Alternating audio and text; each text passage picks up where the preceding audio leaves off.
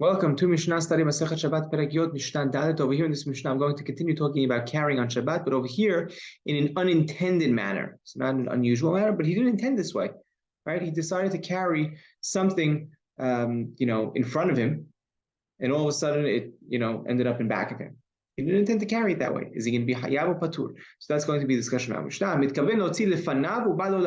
person intended to carry in front of him, and it swung in back of him. Patur. Is patur, right? Because it wasn't in the intended way. It's also not.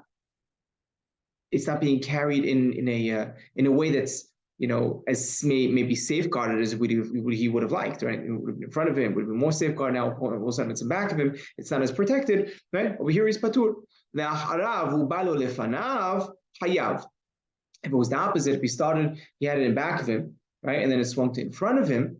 Right, he intended to have it in back of him, and then it came in front of him. Okay, over here is going to be hayav because over here he carried it in a better way, right? He carried it in a way where it's even more protected, it's even more safeguarded because it's in front of him.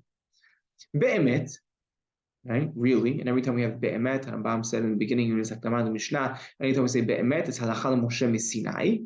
Ha'isha chogeret basinar. If a woman is wearing a sinar, it's a type of belt, be'milifanea, be'milacharea. Right, she has something tied, and hung in between her belt and her clothing. It's held in place by her belt, and it swung around in front of her and back of her. Chayevet. Over here, she's always going to be chayevet. Why? Because this is something that normally swings around. This type of belt, right? It'll move. It'll move in its, and every that object, wherever it is, it may move from side to side. And therefore, because that's the norm for this type of belt, so therefore anything that's being held by it we consider it in its normal fashion, whether it's in the back of her or in front of her.